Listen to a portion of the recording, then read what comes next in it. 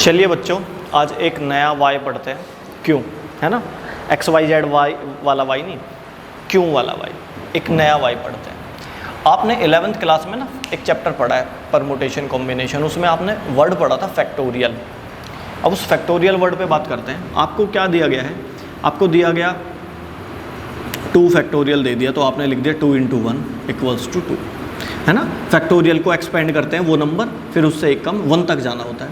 जैसे मैंने लिख दिया 4 फैक्टोरियल, तो आप क्या लिखोगे, वो नंबर जिसका फैक्टोरियल है उससे एक कम, फिर एक कम, फिर एक कम, 1 तक जाना होता है। तो रिजल्ट आ गया 24। ऐसे ही क्वेश्चन ये है जिसके पीछे y लगा है 0 फैक्टोरियल = 1 y। ये है जी आपका क्वेश्चन कि 0 का फैक्टोरियल 1 क्यों होता है ना।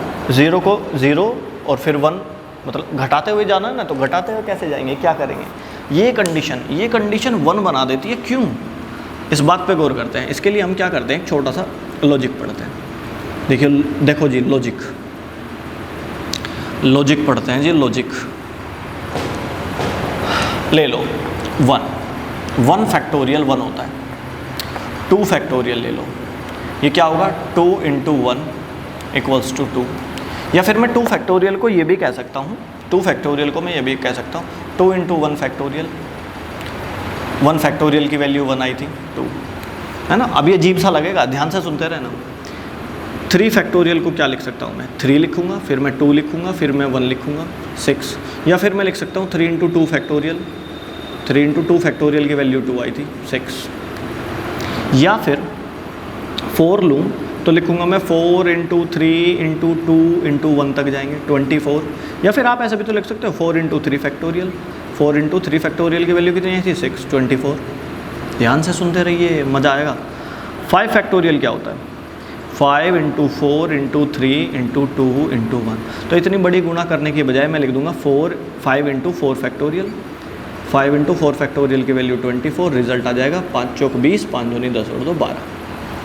आई थिंक आपको यहाँ तक तो समझ में आया होगा। यहाँ तक बड़ी इंटरेस्टिंग बात है, यहाँ तक कुछ भी टफ नहीं है। अब थोड़ा सा पीछे चल के देखते हैं, है ना। देखो मैं थोड़ा सा सही से करके आपको, ये है 5 फैक्टोरियल, ये 4 फैक्टोरियल, ये 3 फैक्टोरियल, ये 2 फैक्टोरियल और ये है 1 फैक्टोरियल। अब ध्यान से देखो, 5 फैक्टोरियल को लिखा गया 5 × 4 फैक्टोरियल = 120। यानी कि 5 फैक्टोरियल की जो भी वैल्यू आ रही थी उसको अगर 5 से ही डिवाइड कर दूँ, ध्यान से सुनो, जिस फैक्टोरियल के बारे में मैं बात कर रहा हूँ, अगर उसी को उसी नंबर से डिवाइड कर दिया जाए, उसकी वैल्यू को उसी नंबर से डिवाइड कर दिया जाए, तो आप जस्ट एक पीछे वाले नंबर के फैक्टोरियल की वैल्यू पे आ जाओगे, उससे पीछे वाले नंबर के फैक्टोरियल पे आ जाओगे। समझ रहे हो, जिस नंबर के फैक्टोरियल को आप उसी नंबर से डिवाइड कर दो, तो उससे जस्ट एक पीछे वाले नंबर के फैक्टोरियल पे पहुंच जाओगे। जैसे 5 फैक्टोरियल है, अगर 5 फैक्टोरियल को मैं 5 से ही डिवाइड कर दूं, यानी कि इसको 5 से ही डिवाइड कर दूं, तो 5 से 5 कैंसिल हो गए, क्या बचेगा, 4 फैक्टोरियल। देखो यानी कि इसको 5 से डिवाइड कर दूं तो क्या बचेगा, 4 फैक्टोरियल। ठीक है, इसको 5 से डिवाइड कर दूं तो 24 बचेगा। देखो 4 फैक्टोरियल 24 ही होता है। अगर 5 फैक्टोरियल को 5 से ही डिवाइड कर देंगे तो उससे जस्ट एक पीछे वाले नंबर का ही फैक्टोरियल आ जाएगा। जैसे अगर 4 फैक्टोरियल को मैं 4 से ही डिवाइड कर दूं तो क्या आएगा, इसको 4 से ही डिवाइड कर दूं तो क्या आएगा, 3 फैक्टोरियल 6, है ना। 4 फैक्टोरियल को 4 से ही डिवाइड कर दूं तो उससे जस्ट एक पीछे वाला नंबर आ जाएगा। इसको 4 से डिवाइड कर दूं तो इसको 4 से डिवाइड कर दूं तो 6 आ जाएगा, यानी कि 3 का फैक्टोरियल आ जाएगा। अब 3 के फैक्टोरियल को अगर 3 से डिवाइड कर दूं, यानी कि इसको 3 से डिवाइड कर दूं तो क्या आ जाएगा, 2 का फैक्टोरियल आ जाएगा।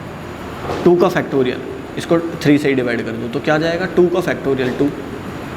अब अगर मैं 2 के फैक्टोरियल को 2 से ही डिवाइड कर दूं, 2 से ही डिवाइड कर दूं तो क्या आ जाएगा, 1 का फैक्टोरियल आ जाएगा। क्या आएगा, 1 का फैक्टोरियल, मतलब 1 का फैक्टोरियल आ जाएगा और वो किसके इक्वल आएगा, 2 से डिवाइड करके ना 1। अब अगर मैं 1 के फैक्टोरियल को 1 से ही डिवाइड कर दूं, ध्यान से सुनना, 1 के फैक्टोरियल को 1 से ही डिवाइड कर दूं तो क्या आ जाएगा 1, और यानी कि 1 से जस्ट पीछे वाले नंबर का फैक्टोरियल निकल के आ जाएगा। ये जो आएगा ना डिवाइड करने के बाद, ये इससे जस्ट पीछे वाले नंबर का फैक्टोरियल निकल के आ जाएगा, 0 का फैक्टोरियल निकल के आ जाएगा। ये जैसे 5 फैक्टोरियल को मैंने 5 से डिवाइड करा तो ये किसका आया, 4 का फैक्टोरियल। अब अगर मैं 4 फैक्टोरियल को 4 से डिवाइड कर दूं तो ये किसका आया, 3 का फैक्टोरियल। अब अगर मैं 3 के फैक्टोरियल को 3 से डिवाइड कर दूं तो ये क्या आया, 2 का फैक्टोरियल। अब अगर मैं 2 के फैक्टोरियल को 2 से डिवाइड कर दूं तो ये क्या आया, 1 का फैक्टोरियल। अब अगर मैं 1 के फैक्टोरियल को 1 से ही डिवाइड कर दूं तो ये क्या आया, 0 का फैक्टोरियल। आई थिंक आपको ये कॉन्सेप्ट बहुत अच्छे से समझ में आया होगा। 0 का फैक्टोरियल 1 होता है, क्यों, ये वाई समझ में आया होगा आपको। अगर आपको हमारी वीडियो समझ आ रही है, अच्छी लग रही है, तो please like, share and subscribe.